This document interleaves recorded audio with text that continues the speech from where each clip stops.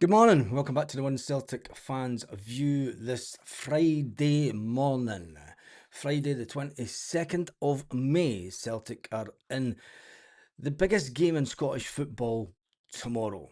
And the media, well, the media haven't really been talking about it, have they? They've been talking about a certain meltdown situation. Of May, Celtic are in. The sad news is, before we go into, I'm going to listen to Neil Lennon and Martin O'Neill, because the media are not interested in the Scottish Cup final. To be honest, I mean it's two managers that they hate, and the sad reflection on Scottish society, a very sad reflection on Scottish society. Martin O'Neill and his phone number. Martin O'Neill's had his phone number for 30 odd years. Probably the first mobile phone that came out. And Martin O'Neill's had the same number ever since. Martin O'Neill's numbers was leaked. Martin O'Neill's personal phone number was leaked. Which is sad, because the people that would have Martin O'Neill's phone number would be people that he would trust. People in the media that he would trust. People within our own fan base, within our own circle, within football circles. The fact that Martin O'Neill's phone number was released and Martin O'Neill was subject to abuse, personal abuse, vindictive abuse, hatred, anti-Catholic abuse. Martin O'Neill hasn't reported it to the police as yet, but it once again shines a sad light on Scottish society. Will the media pick that up, and will the media run with the narrative that, or will they go down the same road as they did with Neil Lennon? He brought it on himself. I don't like reporting this type of stuff about Scotland. My family still live in Scotland. See, from the outside, when you see things like this coming to light, it's not a good look. Never mind the pitch invasion stuff. When it gets personal, when a man of 74 years old receives voice messages of hate, text messages of hate and threats, you've got to question what is wrong with Scottish society. Well, we know what's wrong with it. We're not allowed to point it out. Like what happened to Neil Lennon years ago, he brought it on himself. Like when Neil Lennon got attacked by the Hearts fan at the Hearts ground. He brought it on himself then, didn't he? It's his fault. Blame the victim rather than blaming the perpetrators. It's a sad way to start a Friday morning. But let's not let it get us down, because we're going to listen to the interviews of Martin O'Neill and Neil Lennon in full, just to get one over the Scottish media, because they're very reluctant to be talking about it. It's probably that Hun Jim White. It wouldn't surprise me. Some dirty rat has done him. Yes, this is very true. I would like to have Martin O'Neill's phone number to tell him how much we love him. It's Supermax67. And I'd like to thank him for always done at Celtic. I think a lot of us would.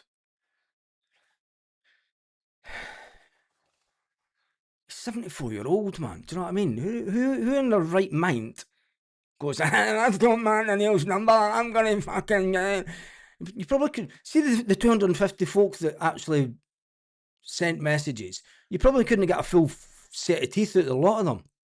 That's a sad indictment in Scottish society. But anyway, let's listen to Neil Lennon, because he's not had a lot of love at all over his career in Scotland, has he?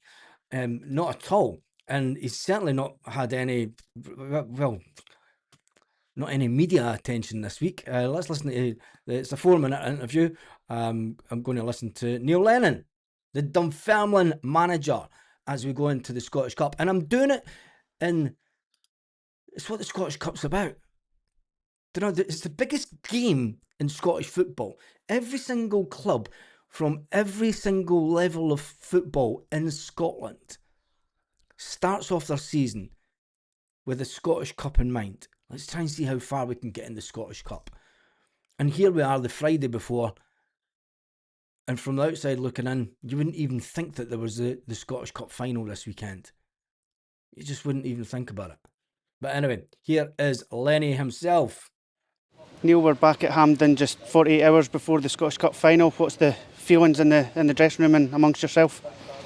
Yeah, I think we're very excited. Obviously, we're very proud to be here. We're really looking forward to the game. We want all of the Dunfermline fans to come and roar us on, and hopefully we'll have something palpable to celebrate with at the end of the day. We know it's going to be difficult, but winning trophies or winning games is always difficult. So we're very, very excited. Do you know that Neil Lennon's in an unfortunate position, because if Dunfermline lose this weekend, it'll be alleged that he'll lay down, that he got his Dunfermline team to lie down. He's in a no-win situation, really. If he wins, they'll be like, okay, he won. It's Neil Lennon. We hate him anyway. I feel sorry for Neil going into this one, because he's up against his mentor, his father figure, his the man that did so much for him in a football sense, in Martin O'Neill. How's preparations been since Friday night's match? Excellent. We had a couple of days in Stirling. Just took the team away for a couple of days, bit of training, bit of R&R. And then today we just went through some tactical stuff and some shape, and we got another game day to go before Saturday. But it's all nice and quiet, it's all nice and calm. It's just the way we like it. In terms of the cup run overall, only one goal conceded in that, right in the first round against Queen of the South in the opening couple of minutes. It's gave us a real platform to build on that defensive stability. Well, yeah, I mean, the players have performed brilliantly. We've had really difficult draws along the way, with Hibs and Aberdeen and Falkirk, but we've negotiated it brilliantly. And we've played some great football. And we're here because we deserve to be here. We're here on merit, and we're here to win it. So, yeah, I mean, whilst the defence has given us a really good platform, that all comes from the front all the way through the team.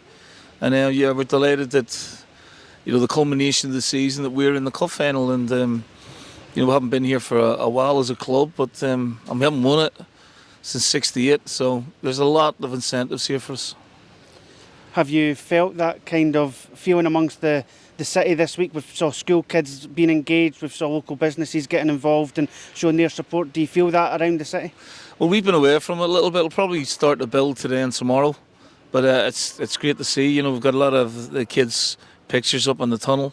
And again, that's a nice motivational incentive for the players to show what it means to the people of Dunfermline. We're not under any illusion how big it is, but we want to sort of play that down a little bit. We want to obviously play the game and enjoy the whole experience of it. But it's just a privilege to be here as the manager, and something that even for me, in whatever I've done in my career, it's very exciting, and a moment I'm looking forward to as well. I was going to say that in terms of what would it mean for yourself to lead out Dunfermline here in a couple of days' time in a Scottish Cup final? Yeah, it's fantastic. We've put a lot of work in since we've come in, myself, Ian, my backroom team, the staff, John Cahoon. Wow. And this is the reward of that. But I want to win it. I just don't want to walk out here and take part in it. We want to win it, so... I don't want to, come away thinking of what might have been. We felt that on Friday night, where we were the better team, and we let Thistle off the hook. So we can't afford to do that on Saturday, that's for sure. You're going to be backed by 15,000 or more Dunfermline fans. What does that mean to you and the players in the dressing room? Everything. Can't do it without them. It's captured the imagination of the city, the people in the city. So we're really happy about that. I'm really proud of that, turnout. And we're going to sort of try and get a connection as quickly as possible with the supporters on the day. And they've got to, be our 12th man. They've got to roar us on, which they did in the semi-final to, bring the best out in the players. And in terms of squad availability, how are we looking? Good, aye. Yeah, no fresh concerns. And Zach Rudden's back training as well, so he'll be back in contention for a place in the squad, which is great news. That was Neil Lennon. Neil Lennon, he's not coming to lie down to Celtic. He's not coming to... and it's good that we listen to that, because it's only had around about 1,200 views on the Dunfermline channel. And the Scottish media might put something out today Don't know, but it's a bit little too late, isn't it? Don't know. It's taken away. It's like I spoke yesterday. I feel that the romance of the cup has been completely just smothered. Don't know. You wouldn't even think that it was the biggest game of Scottish football, but it is what it is. Let's listen to Martin O'Neill. A lot of people would have listened to the Martin O'Neill one yesterday. He's had slightly more views, and Celtic fans have been listening to that, over 12,500. And Martin O'Neill talking about. And I want to talk about the Martin O'Neill situation first of all. Martin O'Neill says he expects talks with Dermot Desmond after the Scottish Cup final. We know that we've lost out on one manager. There was speculation going around last night online after the fact that Jens left Motherwell, and it was suggested throughout the last 5 games of the season that Jens was holding off to hear from Celtic whether he was going to be in contention for the Celtic manager's job, as he would have liked to have spoken to Celtic at the end of this season. Was Jens given a little bit of information to say that he wouldn't be in contention, and that these things happen through agents and stuff, and it's well off the radar? Was he given a little bit of a heads up that no, Celtic are going to offer someone else the position, as in Martin O'Neill, for another year? There was a lot of speculation last night that it looks like Martin O'Neill could be offered the job for another year. But after Martin O'Neill's phone had been leaked to the media, I think it's unbelievable. This was it was the Herald Group that interviewed him.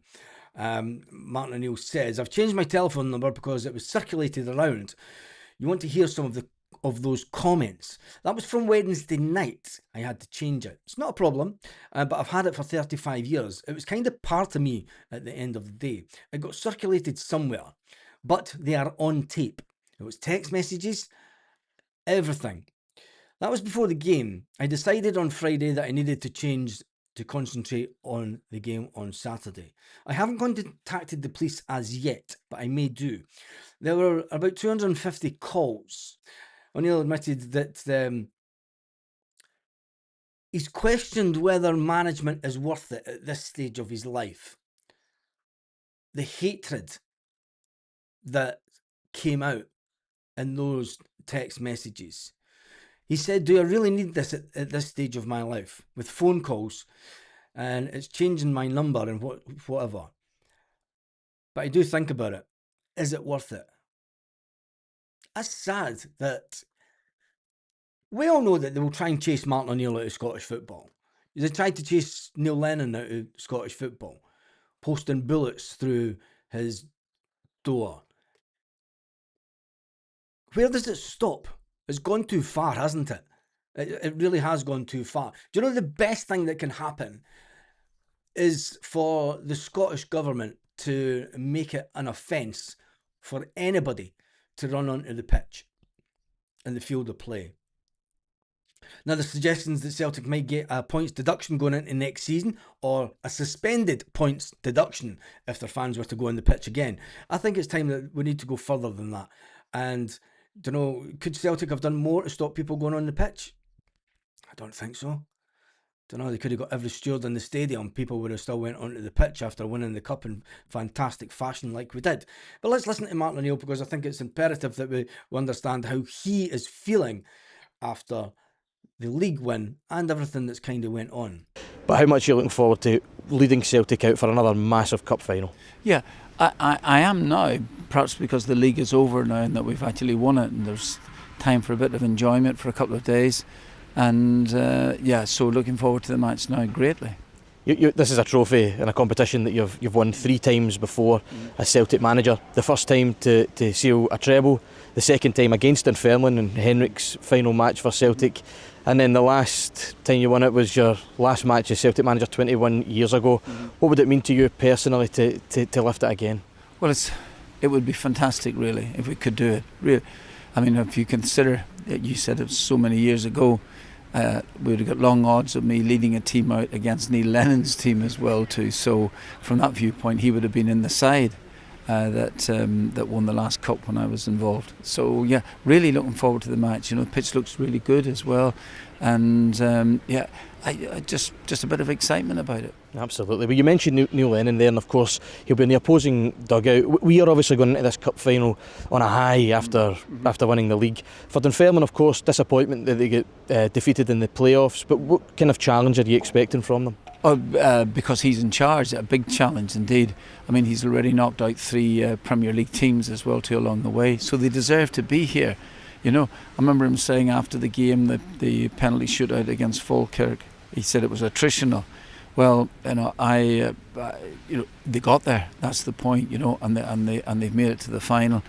We could have been out of the competition, against Dundee. We score in the very, very last minute and won the game in extra time. So there's twists and turns the whole way through, and we've got to be right for the game. That's the point. We've had a great couple of days. It's been fantastic since Saturday evening.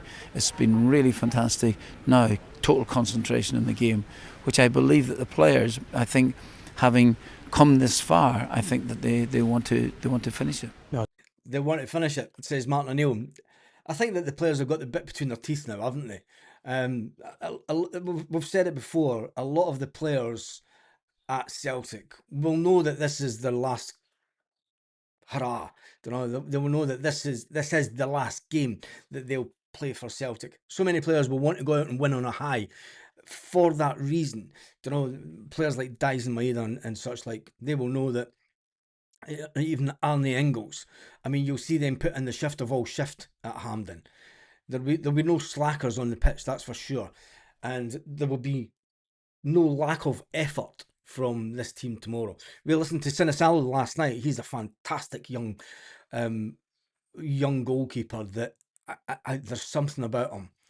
There's something about him and his aura that gives me a little bit of confidence in the long-term future of the goalkeeping position at Celtic. As long as we can keep Sinisalo, I think he's a player that will want to stay at Celtic for another good couple of years.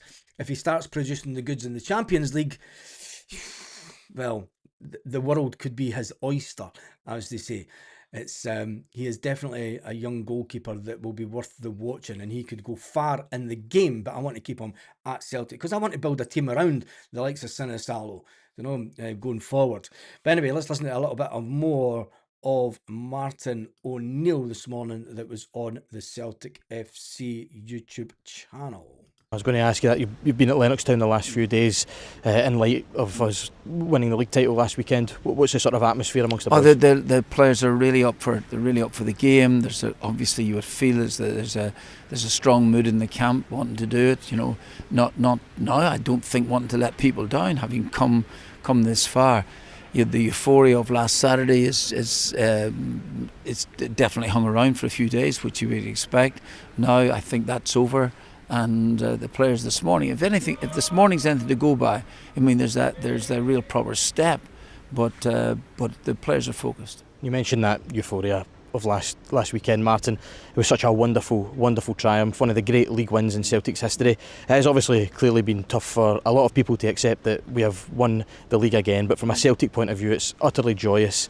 What would it mean to you to give these Celtic supporters who'll be here at Hampden and all around the world another weekend to celebrate? Yeah, I think you summed it all. I'm going to trademark that. In your question to me, I think that's it. I think there's a difficulty in accepting the fact that we've won it. Of course, everybody outside our own diaspora, probably including part of Edinburgh as well too, who would have wanted us to have won, wanted Hearts to win because it's a great story and great fable and things like that. But at the end of the day, we've come from nowhere to win it. We've done it and we've deserved to win it because we finished on top. As you say, one of the really great stories in our history. Now we want to try and just finish it off here. We'll get a really great crowd at the game, and the crowd will be coming in expectation. So we've got to be ready for that challenge as well. The challenge of expecting to probably try and win the game, and we have to take that on board. Yeah. Well, thanks for speaking to us, Martin, and best of luck come Saturday. No problem. Thank you. That was Martin O'Neill. The fantastic bit about it is Martin O'Neill knows that the pressure's all on Celtic. The Celtics, the pressure, as far as he's concerned, from our fans is on us to do the double. It would have been fantastic if we had done a treble. Could you imagine the meltdown if Celtic had done a treble in a year where we've been so bad? And nobody's given Celtic the credit. We spoke about it before. Absolutely no one has given Celtic the credit that they deserve from coming from behind. From being third in the league. Some people saying that we could almost finish fourth. There was a lot of people talking about Hibernian and Motherwell pushing to finish above Celtic at one point in this season. And Celtic just kept on plugging away, not listening to the outside noise, not listening to the media, just working away, getting the results, sometimes not getting the results, sometimes letting the fans think that, Jesus, it's done. And then coming up with goals in the last minute and giving us heart palpitations that we couldn't cope with. Thankfully, it didn't end like that. Thankfully, it didn't end with a last minute goal. Oh, wait a minute, it did. It did. To allow us to win 3-1. We forget about the scoreline, don't we? Hence the reason that Derek McInnes, he knew. People could talk about the game abandoned. There was no game abandoned. We've seen the clock running last night on the video evidence that the SFA have provided. The full 8 minutes was played. Do you know that there was fans on the pitch? Well, you could say there was 20 seconds. Derek McInnes knew that you're not going to score 2 goals in 20 seconds.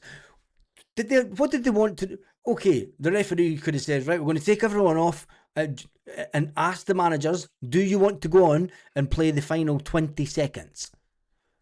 The manager, Derek McInnes, would go, no, there's no point. Come on, it's 20 seconds. We're not going to score 2 goals. Let's have a bit of common sense about this. Saying that there's an abandonment of the game. Celtic had went 3 goals up. If Hearts had took a better free kick and put pressure on Celtic and got the goal, they'd have won the league. But they didn't. And we heard the audio last night. Oh no, there's no keeper. Oh no, there's no keeper, was the cry. Never mind, there's no defenders, there's no keeper, was the cry. Anyway, it's just a quick one this morning. Roberto Martinez, Craig Bellamy, Martin O'Neill, take your pick. Robbie Keane. Looks like that's the 4 that will come down to. It looks like Martin O'Neill will be offered the job, whether he can feel up to it. And that's the crazy thing. Let's jump into some of your comments before we leave this morning. The worst Celtic team, yet we're on the verge of a double. I disagree. This team has given their all. Can't blame the players for Nancy coming in and changing the way that we are playing. Mate, it wasn't just Nancy that called out the team. You've got to remember, Brendan Rodgers said that this team was a Honda Civic. He said that these players weren't up for it. He threw the players under the bus. So it's not just me that's saying that this was the worst Celtic team to win a league. It's even Martin O'Neill has said, like, there's some of these players in normal circumstances. We know the limitations of the players. There are certain players that have limitations, and if we had a normal quality within the squad, there's a number of these players wouldn't be anywhere near. And it is absolutely fantastic that Martin O'Neill, and let's not disrespect the players too much, by saying that it's the worst Celtic team. A lot of Celtic fans, you've seen a lot better football played. We've struggled on big parts of this season. This is down to Martin O'Neill.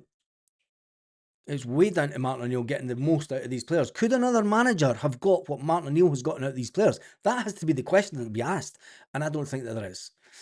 I think Martin O'Neill has worked absolute wonders. It's crazy to think that they've put in a free kick. They'd have been champions. Head-wrecking. That's the most mind-boggling thing about the situation, that Hearts were... If Callum McGregor hadn't got the header for the free kick, if he hadn't blocked the head, if he hadn't got there first, you've got to remember, Hearts couldn't get it past the first man, and the first man was Callum McGregor. He heads the ball out, it falls to a Hearts player, and you're thinking, he hits this a screamer into the back of the net and they're champions. But Kelechi Iheanacho had other thoughts, and he went running in. The ball rebounds off of Kelechi Iheanacho, and then that's it. Like the audio says, oh, there's no keeper. There's no keeper. That's the margins of error, and that's why we love professional football. because it does come down to margins of error sometimes. And let's face it, there was many mistakes that Derek McInnes made in that game. When Kelechi Iheanacho came on at half-time, Derek McInnes panicked and brought on a substitute within 1 minute of the game restarting. Nobody spoke about that. Don't know. McInnes will know that he was outfoxed by a 74-year-old. But anyway, Celtic managed to claw their way back and come champions. Yep, and it was unfancied. We was the better team. We were that. The ref had to shout at the back of Derek's head. He's running away. But that changes the narrative. They were spinning, yes. Celtic have shown a dogged determination to come from behind. They have that. Martin O'Neill, if he wants the job, stick with Martin. Let's just say Derek couldn't run away quick enough. No, he could not that, could he? If you listen closely, you can hear Dell crying and asking for his mummy to pick him up soon. Brendan Rodgers needs a statue walking down London Road with his suitcase. Does that. Big clear out incoming. We'll see who wasn't up to scratch. There's so many players in the squad that Martin O'Neill doesn't think was up to scratch. You know, if Martin O'Neill does get the job full-time in the summer, what does it say for Michelangelo Balak-Wisha, who's just 1 year into a 5-year deal, and Martin O'Neill does not fancy the player at all? You can't spend £5 million on a player and then completely alienate him from the first team whatsoever. It's going to be an interesting summer. Hearts, McInnes, no. Imagine if Jota was fit. Well, he'll be fit in for around about 2 months' time, just as Celtic get ready to come back to training. One away win since January. Rodgers can get a statue in Saudi. Derek Rage quitted, really. Yep. Cup winners. Well, we'll wait and see. It's a big ask. It's always a big ask to get it over the line. Will it be a tight game? Neil Lennon will be right up for it. This team with the most points wins the league, and that was Celtic. The establishment can't take it anymore because it's 14 out of 15 and 56. Hearts player stamped on our poor guy's phone. Yeah, he did that. 6-1. 6-1 this weekend. Oh, some people are getting in some early predictions. Don't worry, we'll go live at 8 p.m. tonight. Friday night, Scottish Cup final eve. We will go live at 8 p.m. tonight for the final 8. I've never really done 8 p.m s on a Friday, but we will go live at 8 p.m. tonight and we'll get a big score prediction, team prediction. 2 different manager styles between Rodgers and Martin O'Neill. Calling your team a Honda Civic isn't a great idea. We all know that they came for the draw. That's all they needed, Peter, to win the league was a draw. And anyone that comes to Celtic Park only looking for a draw is asking for trouble. A lot of people saying good afternoon to Ray, because it's afternoon where he is. Great to see Martin O'Neill standing up for the club, whilst Michael Nicholson and the rest of the board stay on mute. Well, there is one person that is connected to the board that is doing the rounds of Celtic fans at the moment, and that is Willie Hockey. He was at another event last night, and I have asked one of the guys that was at the event for his take on what Willie Hockey and Paul McStay were saying about the 10 million. From the outside looking in now, it looks like Willie Hockey has had words with Dermot Desmond, and I'm only surmising at this point, but it looks like Willie Hockey's went, look, I've got 10 million spare. Why don't we do events and I'll put 10 million in a trust for the fans to get a sort of say on the board, and that keeps our shareholding at peace. It dilutes the shareholdings, and so no one can come in and buy a bigger shareholding than Dermot. Keeps everything at the status quo. Lets the fans thinking that they're getting a say in the club, when really it's just it's 10 million, and I'm not going to spend it, am I? And it keeps the fans together. We'll take the league trophy around the clubs and show them the league trophy.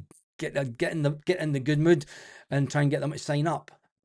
That's a fucking brilliant idea. You go for that, mate. Anyway, Scott says, I'm all for Martin O'Neill doing another year. Why wait until Wednesday to release the audio for to tomorrow? Says Big Ball Jaws. Looking forward to the cup final in Bar 32 in Torrevieja. Fantastic little bar. It was better when it was owned by a little Another Irishman, I've got to say. But the guy that's got it now, fantastic young lad, and fair is a nice little pub. 3-0 tomorrow. We won't give up without a fight. No, we won't. Strange no one has heard from Jota after our league win. Why would you hear from Jota? He's out long-term injured. He's not back until tomorrow. He's probably recuperating somewhere else. When you're out that kind of lengthy injury, you tend not to be in and around the club on a daily basis. 4-0 tomorrow was Peter King. Martin O'Neill for another year. A lot of people saying Martin O'Neill for another year. We'll be here for the live class, big man. As always, I shall see you at 8 p.m. Will you be doing the World Cup, Baz? Yes.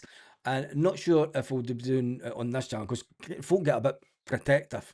So it might be the Baz Does Football channel. I need to try and get around about 1,500 watch hours just for the goodness' sake before the World Cup. Sorry, need another football style. Last season was a nightmare. If we're honest with ourselves, the style of play was shocking. Whoa, let's talk about that tonight. We'll talk about the future. We'll talk about the Martin O'Neill situation, the Martin O'Neill style of football, the Sean Maloney style of football, and what do we expect from the next manager going forward. Thank you to everyone who has been on the live this morning. It's a little bit quieter than usual, but I did start a little bit earlier, so apologise if you were expecting me to start at 8:30. I've got a couple of things that I need to get done this morning to make sure that I've got plenty of free time this afternoon, and I want to do a bit of sunbathing this afternoon, and then I'll come back on live tonight. Anyway, have a fantastic day, Celtic fans, wherever you are, all around the world.